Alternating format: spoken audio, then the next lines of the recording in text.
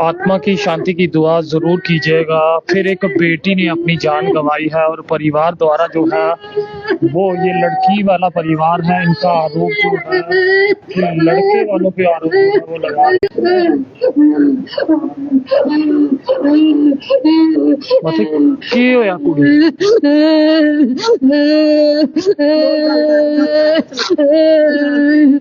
सुबह का फोन आया बेटे को, किया फोन उन्होंने, बोल लगे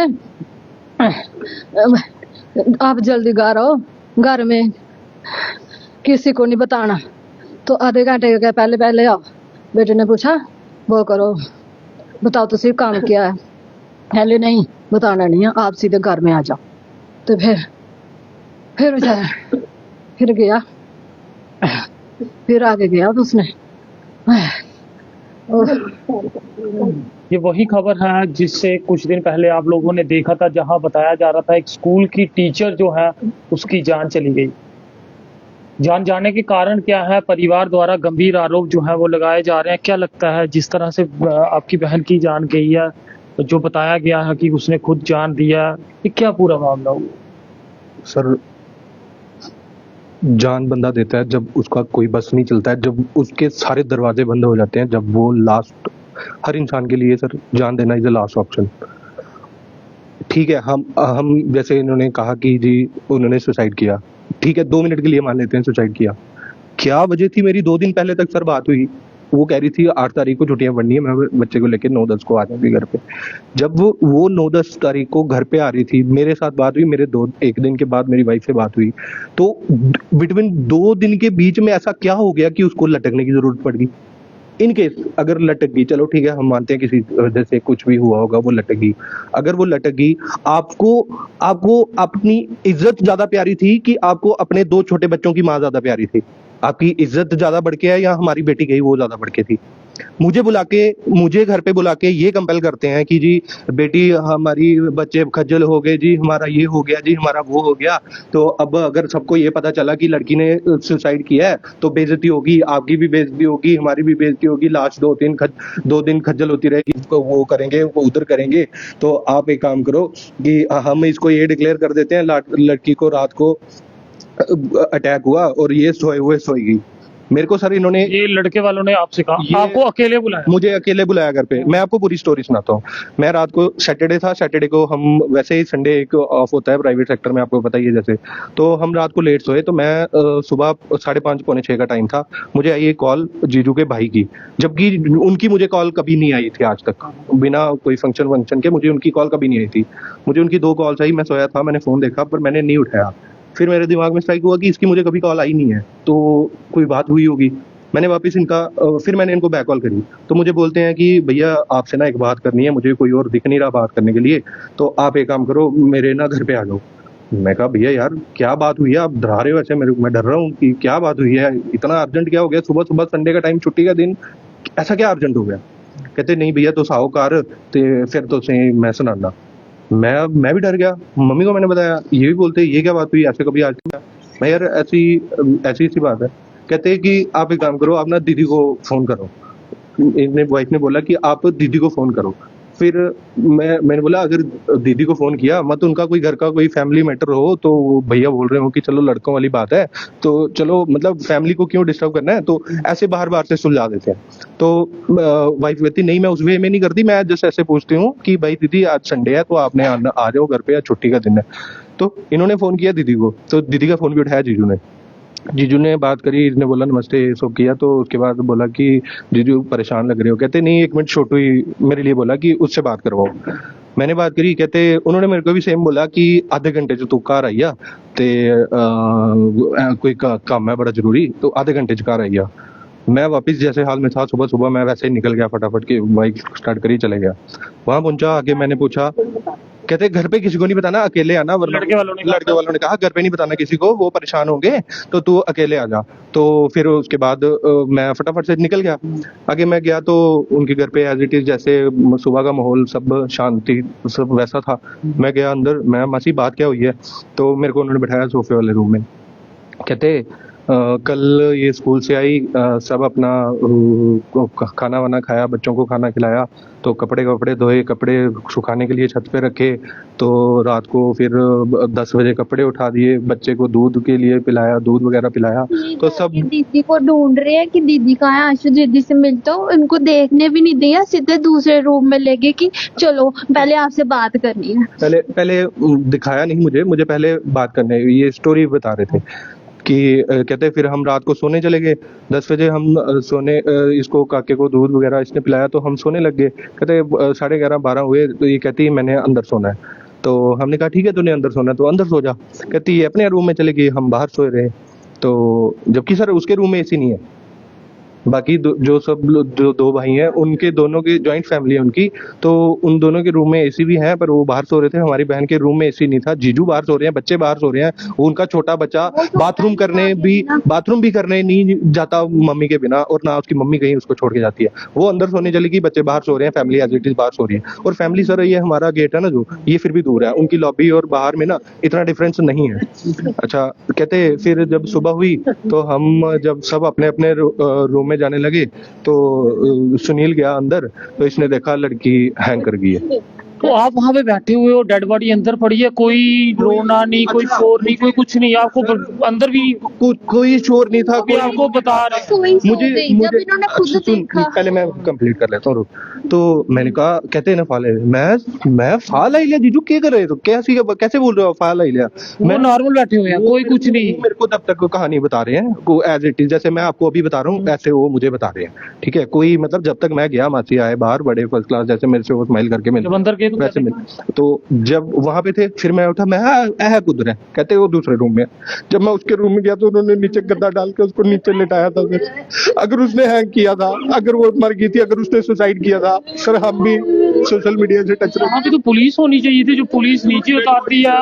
उन्होंने तो एविडेंस टेम्परिंग का भी केस बनता उनपे, अगर आप लोगों ने कुछ नहीं करा तो आपने लाश नीचे क्यों उतारी? अच्छा, ये चीज हुई। ये मामला किस थाने में है? अरनिया थाने में है सर। हाँ जी। तो मैंने, तो फिर ये हुआ, मेरा जोर से रोना निकल गया। कहते नहीं रो नहीं है, लोगों को पता चल जाएगा। किसी की जान गई है सर, लोगों को पता चल, मेरी बहन की जान गई है, मुझे बोल रहे हैं कि जोर से मत रो, लोगों को पता चल जाएगा। अगर लोगों को ये पता चला कुड़ी ने फाल आई ले रहा है तो हमारी इंसल्ट होगी, शरीकों में मुंह दिखाने लायक नहीं रहेंगे, शरीक ये करेंगे वो करेंगे। तो अब एक काम करते हैं कि हम ना ये करते हैं कि रात को सोई थी, इसको सोए अटैक हुआ, ये सोई सोगी। मैं सर वहां पे अकेला गया था। इन्होंने एक टाइप का सिनेरियो स्क्रिप्ट रेडी करी थी कि आएंगे, हम ऐसे बोलेंगे मेरे घर पे, सर ये देखो इनको कोई पता नहीं है कि ये क्या कर रहे हैं, ये 8 साल से डिप्रेस्ड साइकेट्रिक पेशेंट है। तो उनको पता था अगर ये मान जाता है तो और कोई क्वेश्चन रेज नहीं कर सकता। उस टाइम पे सर जिस बहन को मैंने अपने हाथों से सर डोली में बिठा के वहां पे छोड़ा था, उसकी अर्जी देख के सर मेरे को कुछ दिखाई नहीं दे रहा था सर। फिर मैं 2 मिनट वहां बैठने के बाद 2 मिनट बाहर निकला, मैंने मासी को फोन, वहीं पे बैठ के मासी को फोन किया मैंने। उसी टाइम जैसे बैठे हैं तो मेरे को ऐसे, मैंने फोन पकड़ा था, मासी के बेटे का नंबर आ गया सामने, मैंने मासी को फोन किया, मैं मासी यार इन्हें कुड़ी पूरी हुई है। मासी कही मेरी गल हुई है, कुड़ी की पूरी हुई है। मैं मासी कहे फाल आई नहीं लाई सुधी हो। तो फिर ऐसे में बात कर रहा था, इतने में मासी ने, उनकी जीजू की मम्मी ने फोन लिया, कहते भैन जी इं हुई आ, सारे कन्ने जुल्म हुई आ, इं करी। उसके बाद पुलिस बुलाई वहां पे? सुनो, मैं कहते उन मासी, इनको पता चल गया, कहते नहीं मासी नहीं। तो फिर इन्होंने, इनको पता चल गया कि मैंने मासी को बताया।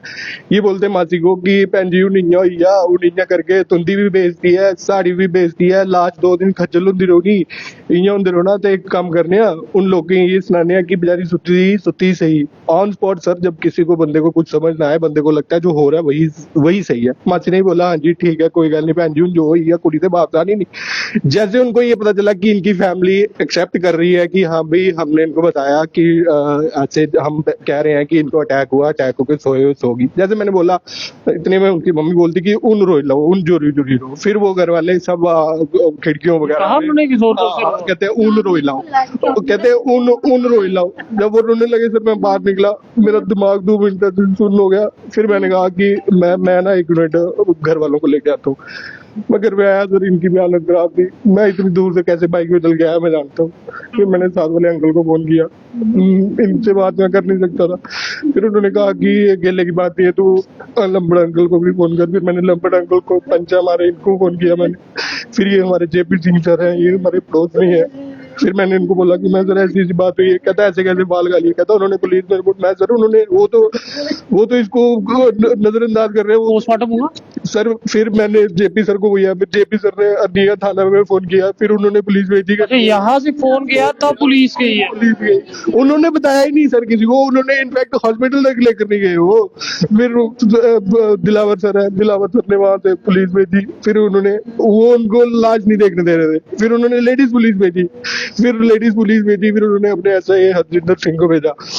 फिर उन्होंने उनकी लाश देखी। फिर एसएचओ सर ने फोन किया कि आप आओगे तो फिर हम पोस्टमार्टम के लिए लेके जाएंगे, ऐसे हम नहीं ले जा सकते। फिर हम गए, फिर वहां से लाश गई पोस्टमार्टम के लिए। फिर पोस्टमार्टम विश्वा हॉस्पिटल में, फिर वहां से लाश गई वापस आया कोई उनके घर? पोस्टमार्टम करवाने गए सर। उनके घर से 2 बच्चों की माँ गई, उनकी बड़ी बहू गई, उनकी बेटे की लाड़ी गई, पर उनके घर से पोस्टमार्टम के लिए कोई नहीं गया। हस्बैंड भी उनके पोस्टमार्टम के लिए नहीं गया सर। ऐसी चलो ठीक है, अगर वो मर गई थी सर, इसको भी कुछ होता है ना सर, मेरे को मतलब मैं परेशान हो जाता हूँ। बंदे की वाइफ चली गई सर, आप कैसे इतना शांत बैठ सकते हो सर? 2 बच्चों की माँ इस दुनिया में नहीं है, रीटा नाम भी है।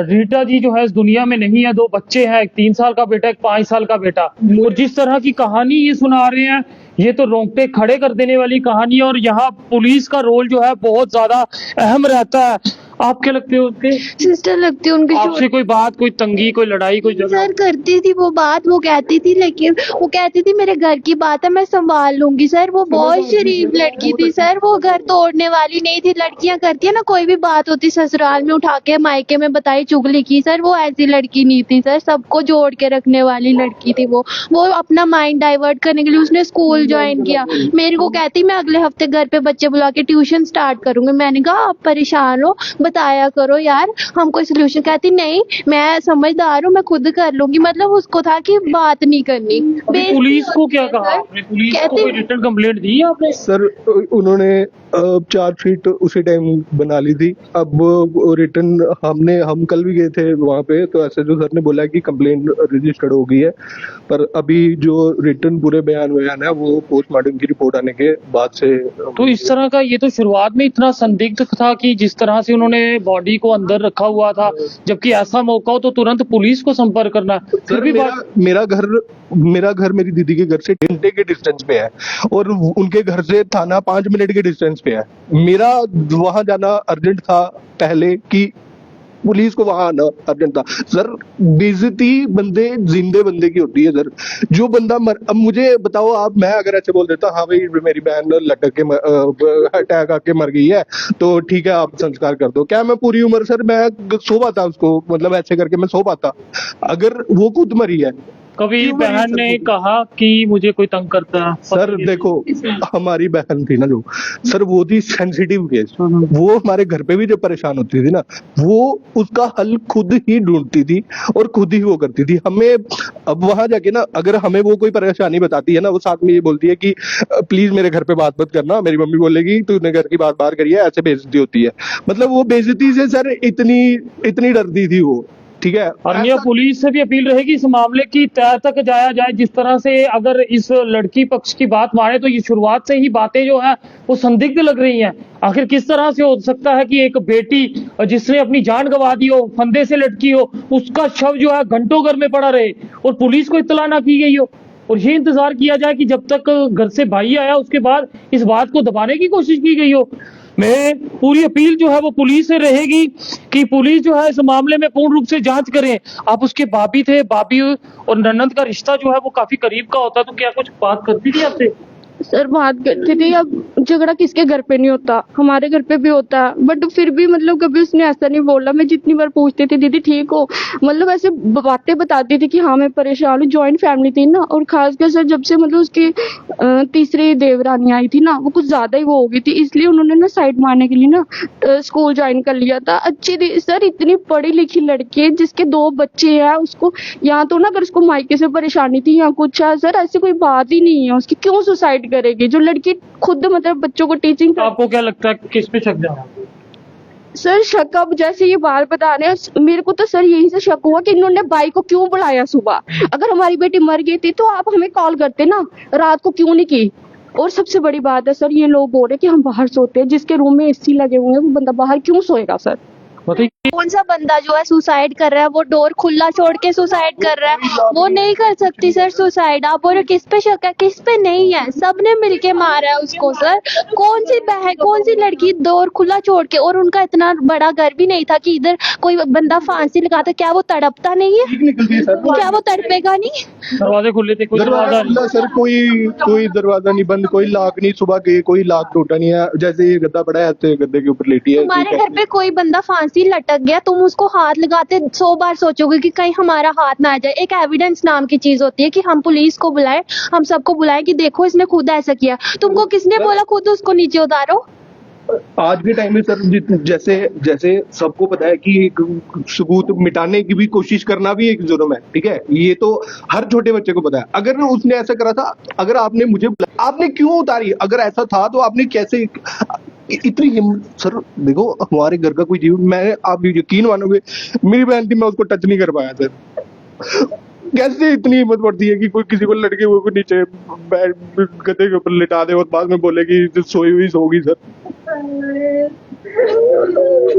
सर हमें मुझे वो क्यों चाहिए, मुझे उस क्यों का आंसर चाहिए कि अगर वो खुद मरी है तो ऐसी क्या इतनी। सर मैं इतना परेशान रहा हूँ सर, जब मेरे पापा बीमार हुए थे सर, मेरी शादी हो गई थी, मेरी जेब में 2000 रुपया था, नई शादी हुई थी मेरी, मैं इतना तब मेंटली टॉर्चर्ड था सर, मेरे दिमाग में कभी ये ख्याल नहीं आया। और उसका छोटा बेटा इतना टैलेंटेड है सर, वो 3 साल का बच्चा है, क्रिकेट खेलता है सर। वो उसके पड़ोसी बच्चे उसको लेके जाते हैं, वो उससे कितने बड़े हैं, वो उसको लेके जाते हैं छोटे बच्चे को कि भाई ये पढ़ने में होशियार, खेलने में होशियार, स्पोर्ट्स में हर चीज में आगे। वो उसको पता था कि ये टैलेंटेड है, वो उसको इतना सपोर्ट करती थी, उसके लिए इतना एक्साइटेड थी, उसके छोटे छोटे वो उसकी पॉलिसीज के लिए वो थी। वो सर उसको थोड़ा स्ट्रांग करने के लिए वो बेचारी खुद पहले सुबह करके काम करती थी, फिर उसके बाद स्कूल जाती थी, फिर घर पे देखो, घर पे जब 4 लोग हो उनसे फ्री बैठने से अच्छा है, वो सोचती थी कि ऐसे झगड़ों से अच्छा कि मैं कहीं साइड भी हो जाती हूँ कि टाइम ही नहीं मिलेगा झगड़ों वगैरह के लिए। उसने वो स्कूल ज्वाइन करा, अभी वो ट्यूशन ज्वाइन करने वाली थी। तो ये मुझे बताओ सर, ये इतना सोचने वाला बंदा सुसाइड क्यों करेगा? मुझे वो क्यों का आंसर। तो देख सकते हैं, आप तक खबर साझी की थी कि किस तरह से एक बेटी जो कि स्कूल टीचर थी, उसके बाद ये वीडियो काफी ज्यादा वायरल हुई थी, मगर आज लड़की वाला परिवार जो है वो सामने आया और गंभीर आरोप लगा रहा है और जिस तरह की कहानी सुना रहा है वो सच में रोंगटे खड़े करने वाली कहानी है। और अपील जो है जम्मू पुलिस से खासकर, क्योंकि आपकी अहम भूमिका यहाँ पे रहेगी, जिस तरह के गंभीर आरोप लगा रहे हैं, अगर एक भी % इस कहानी में कोई भी शक शुबा है तो सख्त कार्रवाई जो है वो होनी चाहिए और सच जो है वो लोगों के सामने आना चाहिए। फिलहाल ये परिवार, ये रोती हुई माँ, बहन, भाभी, भाई एक ही इंसाफ मांग रहे हैं कि रीटा जो कि एक स्कूल टीचर थी पेशे से, 2 बच्चों की माँ थी, अब इस दुनिया में नहीं, आखिर उसके साथ क्या हुआ? एक बेटी खुले कमरे में किस तरह से फंदे से लटक गई और उसकी लाश अंदर पड़ी रही, बॉडी उसकी अंदर पड़ी रही और पुलिस तक को इत्तला नहीं किया गया और भाई को बुला के कहा गया कि इज्जत का सवाल है। किस तरह की इज्जत, जब वो जी ही नहीं रहा तो किस इज्जत को लोग रो रहे थे? अगर दूसरा परिवार भी अपना पक्ष रखना चाहता हो, हम भी जानना चाहेंगे कि आखिरकार इतनी बात हो गई और इंतजार जो है वो किया गया, आखिरकार किस लिए शव को घर में रखा गया, क्यों उस बॉडी को जो है अस्पताल नहीं पहुंचाया गया? फिलहाल आपकी एक छोटी सी शेयरिंग उस बेटी को, उस टीचर को इंसाफ दिला सकती है। साथ के साथ शेयर करें और टैग करें पुलिस के आला अधिकारियों को। देखते रहिए के चैनल। मुझे महेंद्रजीत सिंह और मेरे कैमरा पर्सन रघु को दीजिए इजाजत। नमस्कार।